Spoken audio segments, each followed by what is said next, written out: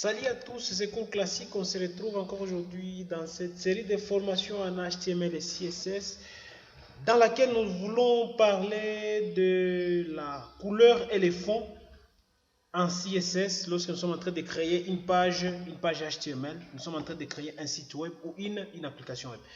Dans cette série de formations, je vous rappelle que nous allons voir dans cette notion sur la couleur et les fonds, je vais juste enseigner comment changer la couleur du texte, comment mettre une couleur ou une image en arrière-plan, comment rajouter aussi des ombres, quelque chose comme ombre, comment jouer avec aussi le niveau de transparence. Je pense que nous aurons besoin de ces quatre notions, de ces petites notions pour comprendre un peu la couleur et le fond. Et les restes, je pense que ça sera des notions basiques qui vont aussi vous aider à pousser très loin les raisonnements et à évoluer dans les développements.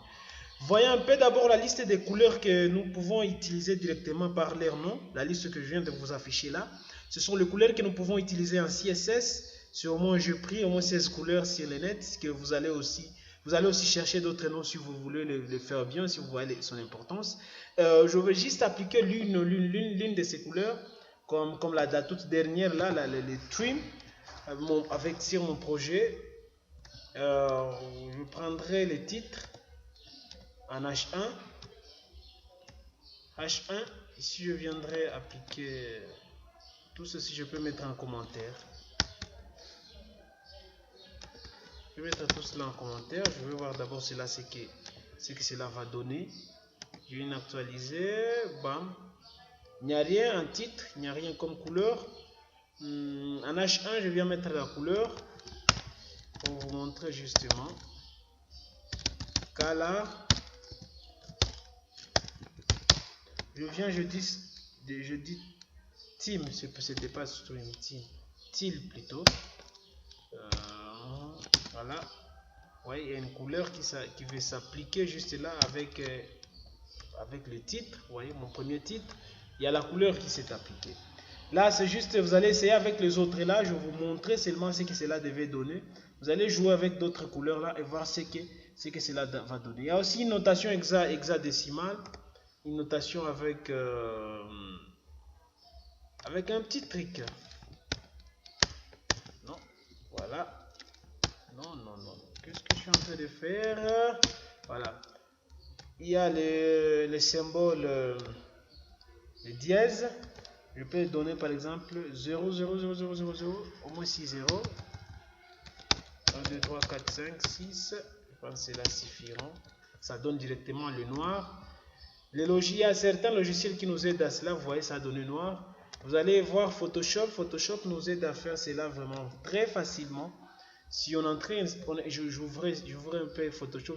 Oui, c'est parce que peut-être ça va retarder, mais je vais essayer avant de toucher les RGB pour trouver les numéros de couleurs. Vous allez ouvrir Photoshop. Si vous êtes nouveau en Photoshop, ne vous en faites pas. C'est une petite astuce qui va seulement nous aider.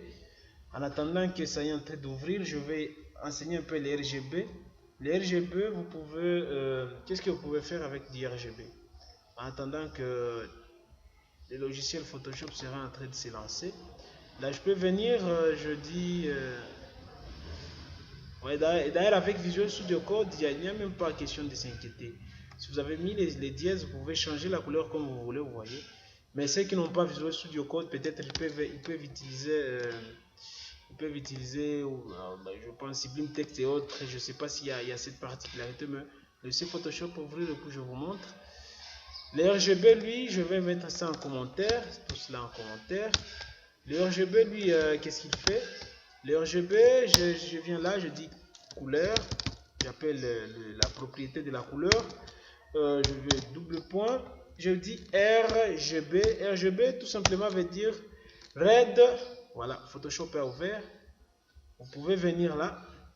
Je vais revenir sur les RGB un peu bientôt. Comme Photoshop est ouvert, je mets cela aussi en commentaire. Je mets tout ça en commentaire. Je disais au niveau des chiffres hexadécimales, si vous n'avez pas Photoshop, veuillez l'installer vraiment.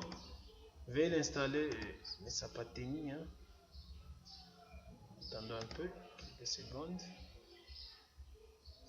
Vous voyez, ma mémoire RAM n'est pas du tout rapide que ça. Je peux venir actualiser vite.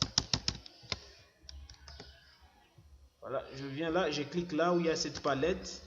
Il y a des couleurs qui sont là. Je peux chercher n'importe laquelle. Si je trouvais par exemple celle-là, vous voyez, il y a une couleur et il y a des chiffres qui s'affichent. Je peux copier tous ces chiffres. Je viens, je colle là-bas. Je vais bien sûr enlever ça en commentaire pour voir le changement. Voyez-vous, regardez ce que cela va donner. J'actualise, voilà, bam. C'est comme ça que vous allez utiliser avec, vous allez faire la chose un peu avec Photoshop.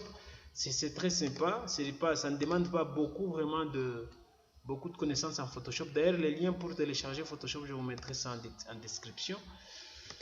Là, j'ai montré. C'est bon. Bien, on continue avec l'RGB. Je mets tout ça en commentaire. Voilà. Je me permets de mettre ça en commentaire. Alors, je décommande tout cela. L'RGB, c'était quoi? C'était du green, blue, plutôt green, red, blue, green et blue. Qu'est-ce que cela veut dire? Je peux avoir là, je mets une valeur D140. Là, je viens, je dis 96. Et là, à côté, je viens, je dis D104.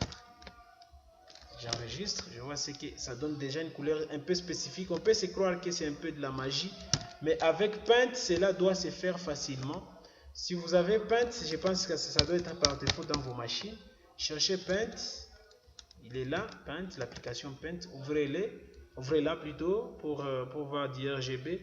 Cliquez là de l'autre côté, vous voyez, il y a rouge, vert et bleu, c'est ça RGB, c'est un peu en français, là c'était en anglais. Venez chercher une couleur que vous voulez, une couleur de votre choix. Appliquez les chiffres qui sont là. Mettez 34 ici, la couleur que vous avez trouvée. Mettez l'autre d'en bas, les 11, l'autre est de vert et de bleu. Vous allez voir que ça va appliquer la couleur que vous avez vous-même choisie ici. Donc cette couleur-là, ici où il y a couleur unie, ça va appliquer cette couleur et ça sera très facile. Vous verrez, moi, j'applique quoi? J'applique... je sais pas. Avec du coup, j'aurai D155.00. J'aurai D155.00. D155, j'aurai 0. Et là 0. Ça, c'est comme ça qu'on utilise des RGB. Il y a certains qui vont mettre même du RGBA. Ne vous en faites pas. Ça, c'est pour les anciens navigateurs et pour le nouveau, il y a ceux qui ajoutent ici les A. Vous verrez ça peut-être dans certaines documentations, dans certains sites, sur certains cours d'autres personnes. Vous ne soyez pas étonnés. Ça s'est fait et c'est très possible. Là, je vous ai montré comment utiliser les RGBA, les RGB. Il y a plusieurs logiciels qui peuvent aussi faire autant mieux que Photoshop. Vous allez chercher sur les net aussi. C'est très possible. Couleur de fond, comme je parlais de couleurs de fond, je vais vite, on peut avoir le background color. Le background color, je vais l'appliquer sur le body. Et je vais créer là au début une balise appelée body. Juste en bas, body. Je mets là dedans, dans le body. Non, qu'est-ce que je fais?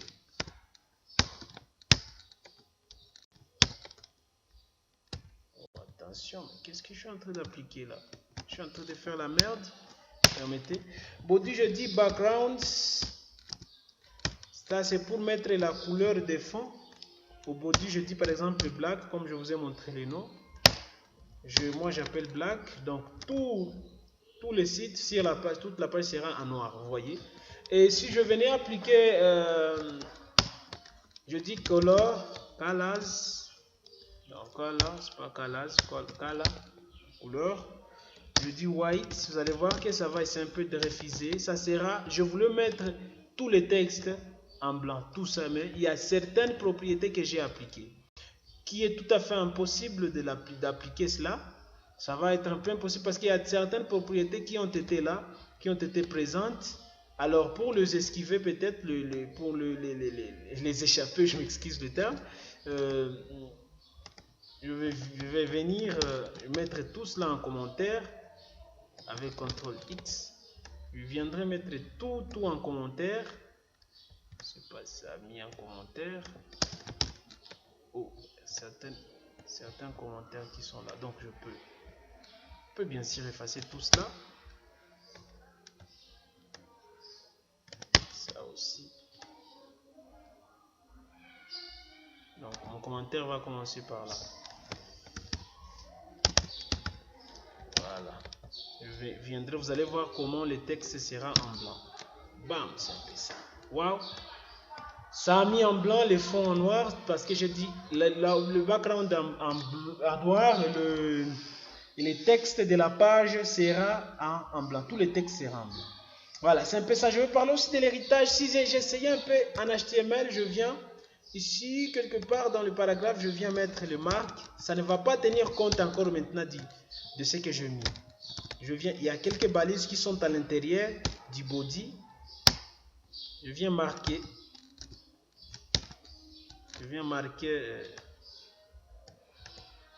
Donc, je dis au départ que le texte sera en marque. Un texte marqué. Un texte marqué. Excusez. Marqué en HTML. Voilà, vous verrez que ce texte-là, lui, ne va pas respecter cela. Sera du tout marqué parce que marqué prend le privilège d'être marqué, ne tient pas en compte du style qu'on a déclaré de l'autre côté. Donc la priorité se trouve dans la balise qui se trouve dans les fonds qui a été déclaré, les styles plutôt qui a été déclaré de l'autre côté de l'index de la page. Alors ça c'est le principe d'héritage. C'est donc si vous appliquez un style à une balise, toutes les balises qui se trouvent à l'intérieur prendront le style que vous avez déclaré, ce que je fais ici. Donc dans cette balise marque, ça ne tient pas compte du style qui a été déclaré, pardon, je m'excuse, qui a été déclaré de l'autre côté des styles. Alors je continue avec quelle notion encore? Donc je peux venir dire ceci. Ok. Je dis marque, la balise marque. Je vais la donner cette balise son style un peu particulier. Et je dis background colors. Donc je dis que son fond sera en bleu. Et quoi encore? Et la couleur du texte, donc de son texte, sera en vert. Donc un chart à cette couleur là, chartreuse, que je connais même pas lire en anglais. Je suis pas très fort en anglais, permettez. Vous allez voir ici, le background est en bleu et la couleur est déclarée dans ce style là que je viens de donner. Si je peux même donner noir, vous allez voir, là c'est en noir au lieu d'être en blanc comme on l'a précisé.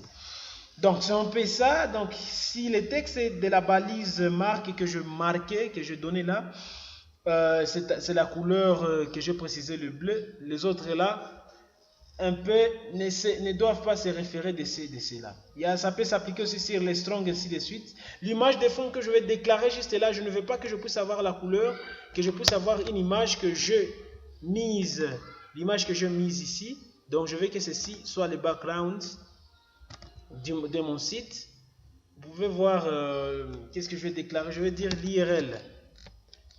Donc toujours avec background, mais ça sera plus background, ça sera background image. Background image. Background image, j'aurai l'URL. l'URL, je voulais avoir ces trucs. Je veux donner IMG, ça se trouve dans IMG à la racine de mon site. IMG, je donne le dossier, regardez, c'est un peu là. IMG, c'est ici. Dans IMG. Et les noms, c'est background, l'extension, si vous voulez voir, j'ai déjà montré ça. L'extension, c'est JPG. Donc, les noms, c'est background, point, l'extension JPG. Voilà, j'enregistre. Je viens juste me retrouver de l'autre côté. J'actualise. Bam. Non, ça n'a rien fait. Il y a peut-être une erreur quelque part. IMG, l'URL, background. Voilà. Je vais bien copier peut-être le nom.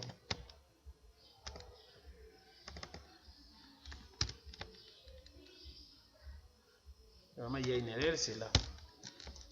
Non. D'abord c'est là et aussi là, j'ai oublié le point virgule. Voilà. Bien, merci. Voilà, j'actualise. Bam, ça donne cette photo, cette image en background de mon site. Et cela doit se répéter plusieurs fois. Donc, si j'essayais un peu de donner de dire, vous allez voir pourquoi j'ai dit ça se répète plusieurs fois. J'ai dit SS, donc cette photo, c'est cette photo que je veux voir. Le logo là, je vais le voir en background. Donc la photo c'est son extension c'est PNG, je crois. PNG c'est mon logo. Je viens là, j'actualise. Vous voyez, ça se répète plusieurs fois. Pour voir ça mieux, je vais dire que le texte sera en black. Vous voyez que ça ne donne pas peut-être ce que vous avez voulu. Et si vous voulez que ça soit seulement une seule photo, une seule image, il faut chercher simplement background image et donner quelques propriétés. Je voulais parler des propriétés background attachment qui permet de fixer les fonds. L'effet obtenu sur est intéressant. Je sais pas, ça je laisse. Je vais parler de quoi?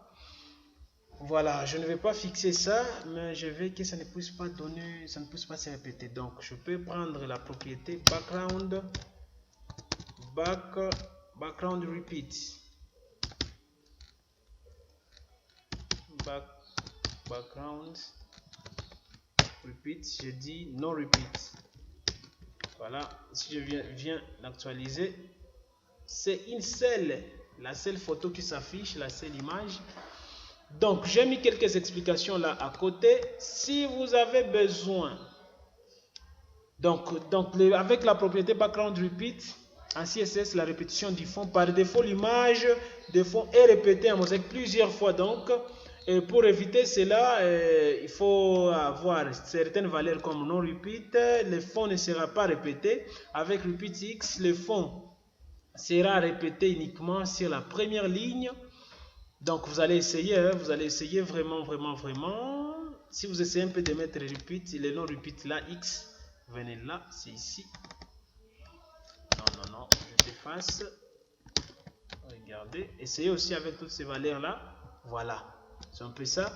Essayez avec les autres là que je viens de donner. Non repeat Y, les fonds sera répété uniquement à la première colonne verticalement et les repeat. Ce sont là les 4 valeurs. Le fond sera répété en mosaïque, donc par défaut que nous avons vu juste au départ. Ce sont les valeurs là qui sont données en CSS. Le positionnement du fond aussi, je peux en vouloir dire de positionner le fond. Je dis background position.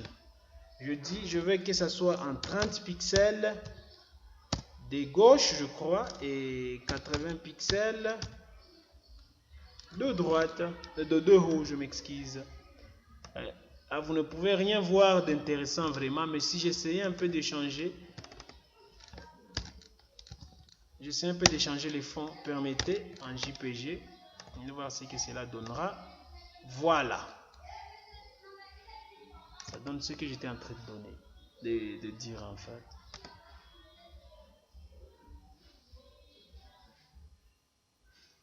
Je mettrai ceci en commentaire, permettez. Si je mettais repeat X en commentaire. Voilà, là aussi je viens mettre un commentaire pour mieux m'expliquer. Non, il y a quelque chose qui cloche. Dans IMG, background, pourquoi ça fait cela? Il y a cet espace là que je suis en train de m'imaginer pourquoi. Ah voilà, je vois, merci. C'est bien non repeat.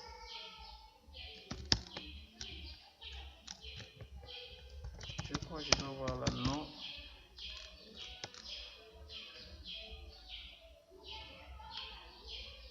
Non repeat peut-être. Oui, non repeat. Que ça ne puisse pas se répéter. Voilà, c'est un peu ça. Alors, je reviens un peu en arrière, je fasse tout cela. CTRL X, je coupe ça. Je viens actualiser. Le background c'est mis. il est rempli. Mais si je revenais en arrière et dire que je veux qu'à gauche je puisse avoir 30 pixels et à droite, à haut 80 pixels, vous allez voir ce que cela va appliquer. À haut, je viens d'avoir ici 80 pixels ici à haut et là 30 pixels. Donc c'est-à-dire que la propriété que je viens d'utiliser, ça joue aussi au positionnement de votre background, mais cela peut se résumer avec plusieurs valeurs. Il y a des valeurs que vous allez essayer. Je peux dire top pour dire, donc il est aussi possible d'utiliser ces valeurs en anglais, top, button, left, center, right. Donc il est possible de combiner ces mots par exemple pour aligner une image à haut, à droite, pour taper, vous taperez plutôt top right. Si je vais enlever, par exemple, j'ai une photo qui vient de s'afficher comme ça par défaut, je vais enlever tout cela. Je vais dire top right. Cette valeur-là, que vous voyez, top right, je vais tout enlever.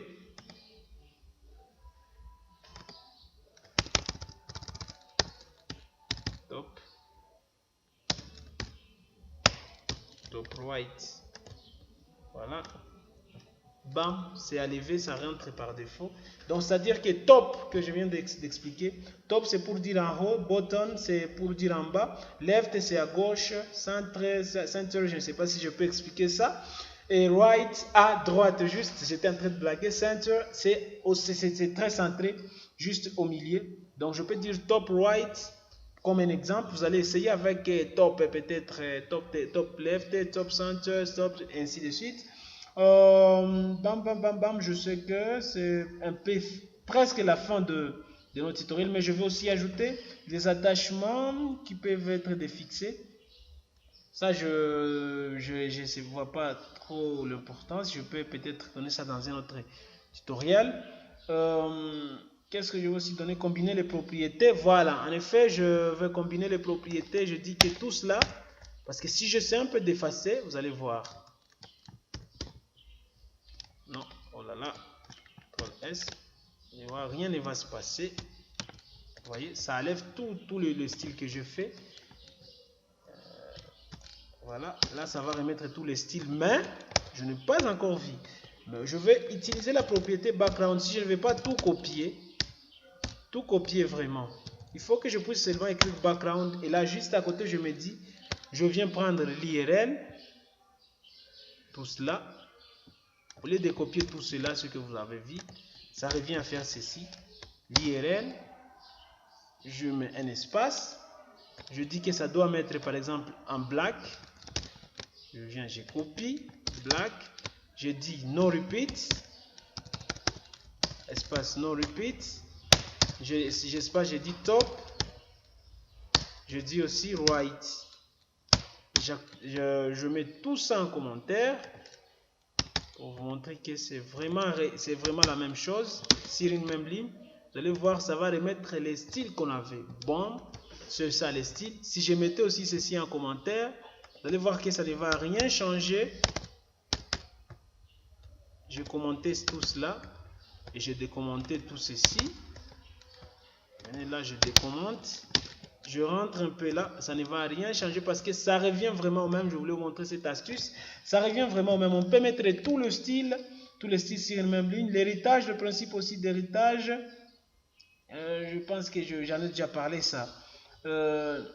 Plusieurs images de fond. On peut en avoir aussi plusieurs images de fond. Vous allez aussi développer et mettre plusieurs images de fond et donner leurs différents positionnements.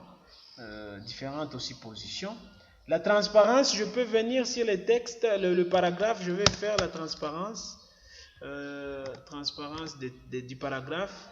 Je dis que le paragraphe aura comme transparence. Bam bam bam. Je sais pas trop. C'est l'opacité. L'opacité, je vais donner la valeur de l'opacité. Vous allez comprendre qu'avec le valeur que je peux avoir sur cette propriété, avec la valeur 1, l'élément sera totalement opaque. C'est le comportement d'ailleurs par défaut que vous voyez ici. Il est là. Avec la valeur 0, l'élément sera totalement transparent. Alors si je mets 0.3, mais qu'est-ce que je suis en train de faire? si je mets par exemple 0.3, point virgule juste à la fin. 0.3, vous allez voir que ça sera opaque à 30%, ça sera transparent à 30%.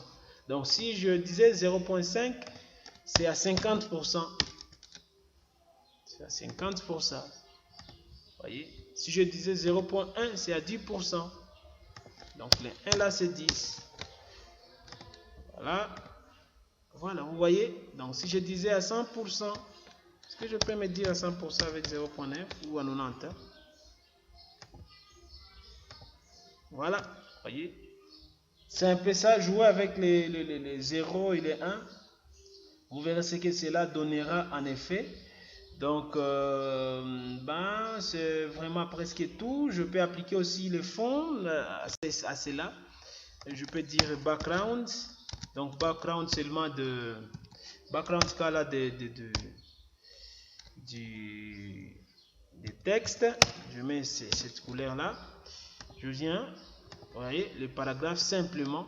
Tout ce qui s'appelle paragraphe, tout ce qui se trouve ici, tous ces paragraphes ont leur propre background et ces backgrounds là ne dépendent pas vraiment du background de ce site, donc de la page. Donc chaque élément peut avoir le fond qu'il veut, donc que vous voulez appliquer. Chaque élément peut avoir le fond de son choix. Chaque élément peut avoir la couleur de son choix. Donc si je disais Kala comme couleur, je peux avoir cette couleur là, qui est derrière les couleurs de notre logo. Vous voyez, la couleur a changé. Ça n'a pas dépendu de black que j'ai appliqué de l'autre côté, non. Donc c'est un peu ça, je pense que c'est un peu tout ce qu'on pouvait voir, excusez, les RGB, vous pouvez avoir aussi là les A, ça c'est pour, ça c'est actuellement, les RGB tout court, c'était pour les anciens navigateurs, mais pour le nouveau navigateur, on peut avoir les A juste là à côté. Ne sois pas dérangé lorsque vous verrez ça et dire que je n'ai pas vraiment expliqué pourquoi les A se trouvent juste là au début. Voilà, c'est un peu tout avec ce que je viens de vous expliquer. C'est tout, c'est la fin de ce tutoriel. Et si ça vous a plu, n'oubliez pas de mettre un pouce bleu, de commenter, de partager. Si vous êtes encore tout nouveau sur la chaîne, abonnez-vous maintenant et activez la cloche de notification, pour ne rien rater sur tout ce qui se passe sur notre chaîne. Suivez-nous sur les réseaux sociaux, les liens sont juste dans la description de la vidéo. Nous sommes sur Facebook, Twitter, Instagram, LinkedIn. Envoyez-moi des messages, commentez la vidéo, donnez vos difficultés, envoyez-moi des messages même sur ma page, j'essaie un peu de répondre ces derniers temps, je suis très off pour toutes vos préoccupations. Je vous invite aussi à suivre les prochains numéros, les prochains tutoriels dans toujours cette série de formations qui parlera sur le bordure et les ombres en HTML et en CSS. A bientôt pour un nouveau tutoriel.